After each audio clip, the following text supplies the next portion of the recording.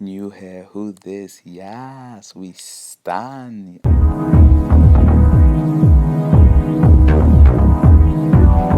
Hey guys, and welcome back to my YouTube channel. What's good? What's happening with you guys? Drop it in the comment section because I would love to know. Okay guys, so what's happening? A lot has been happening recently. Actually, I've been having a hard time shooting, really, because these energies need to be balanced and everything, and if actually you don't balance your energies, you won't be able to do anything at all. And I think before I actually start this video, I have to give like a disclaimer and say I'm actually not a psychologist or one of these energy gods.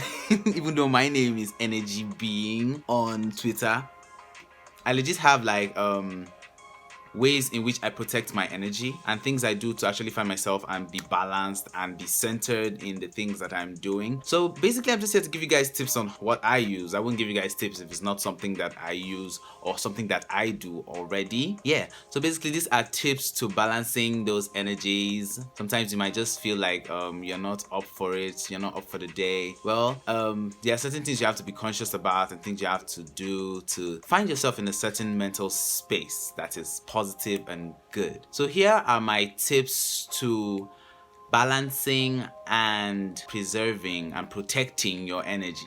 The first one is be conscious about the things you consume. Basically what I always say is whatever you let in to your body actually affects the way you feel outwardly, and it has a lot to do with what you eat, what you read, what you listen to. Even though, if I'm going to be honest with myself, the music I listen to, I'm not really conscious about it. I'm just really out for good beats and nice lyrics, to be honest. But I think I really need to start finding a way to be more conscious about the music I listen to, because the music you listen to influences your subconscious a lot.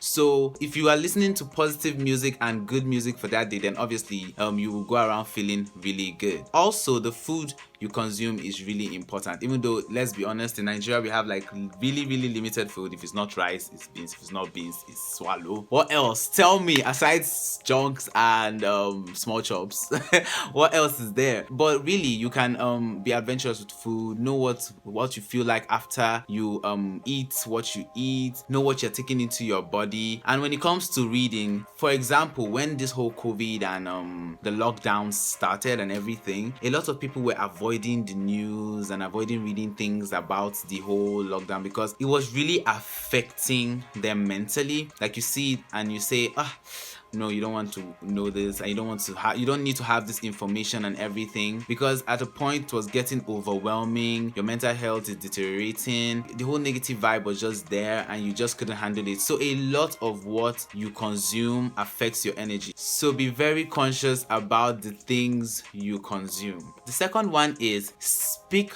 with intention. I always try to pick the people I keep around myself, and to be honest, I always have older friends, and that's because I find that older people have a lot of they are more intentional about the things that they say, and that's actually a way to grow yourself. I don't like people who are always saying bad things about themselves or always throwing jokes that are just really demeaning to themselves. Like, I like when people say positive things about themselves, like maybe once or twice. I'm actually really guilty of that thing too. Like, before, I used to say things like please, I'm dumb, or I'm not that smart. But the things you actually utter about yourself really shapes the way you see yourself. In a way, you might think it doesn't, but it kind of does, and it also shapes the way other people see you. But this is all about you for now. So speak with intention, because it really matters. Say the positive things you need to say. Have a prep talk every morning if you need to. Have a quote that you or a mantra that you always recite every day, just to get yourself in that mental space that you need to get to. And really, that's just what I do. I speak with intention. I try to be more positive. I try to say more positive things, and I try not to be as pessimistic as I possibly can. I know that a lot of people confuse pessimism with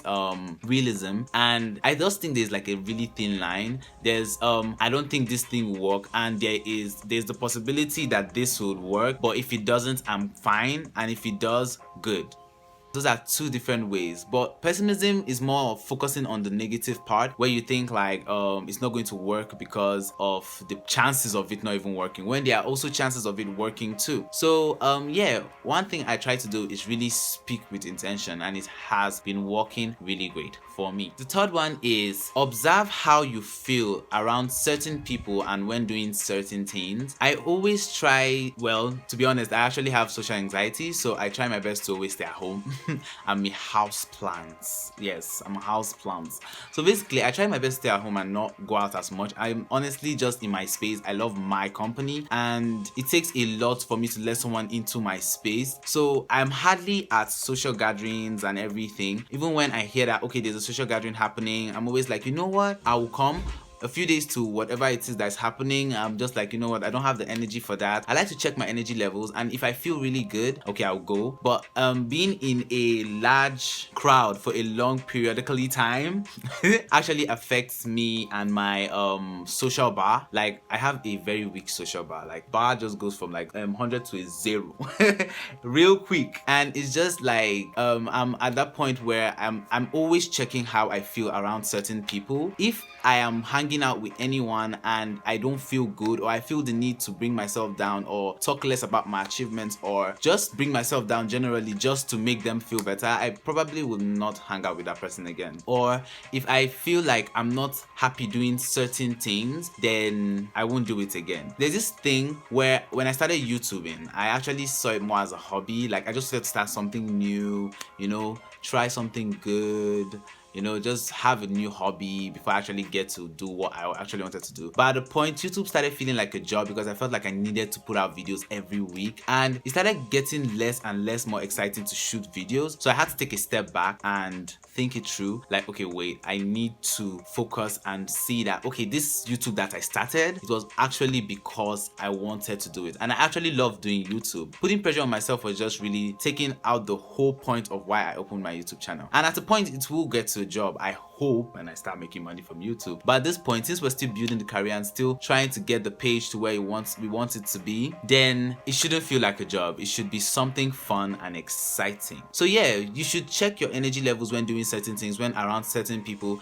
because all these things really affect how you feel as a person. And if you don't really feel good while doing certain things and being around certain people, then you would not feel good overall, and that's not what we are here for. We are here to be balanced and centered. The fourth one, which is actually my last tip for today, is do not be skeptical about blocking bad energy from your life. Okay guys, a short story. At a certain point in my life, I was actually feeling like if I have a certain problem with someone, or I feel like this person is really affecting my life in a certain way and I'm not happy about it negatively, instead of actually just blocking out or cutting them off from my life, I try to keep them at arm's length. And I'm the kind of person that I am not really good at giving my energy halfway or giving my attention halfway. It's that I give you all of it or I don't give you anything at all. So at that point, I was like, you know what, maybe it's childish, I didn't need to block, I need to look mature and everything. But at the point, I just realized the way people see you, really, they will see you how they want to see you. No matter what you want, no matter what you do, they will just see you that way. So at that point, I was like, I'm going to block the bad energy from my life. And ever since then, I've been using that block button. I'm pretty sure I blocked some people yesterday, and that's just basically how it is. Like, if someone is really not adding anything positive to your life, then just block out that energy. Alright guys, so those were my tips for protecting, preserving and balancing these energies. Okay, I hope this was helpful. If it was, please drop a comment below telling me, and what do you do to preserve your energy? If you have any tips, I would love to know. Okay, give this a big thumbs up if you love this video, and subscribe, click that subscribe button right here, just so I can like grow the channel, guys. Okay, I know you guys have missed me for a long while. I have to, and I have tea coming up about why I cut my hair. I know a lot of people are going to drop some comments on why I cut my hair. Don't worry, I'm gonna do a video. All right, I got y'all. I got all y'all. Okay, all right guys, so I'm gonna see you guys next week, or when I shoot a video, to be honest, because these days it's can't even predict it anymore. So I really love this red light that's happening right here.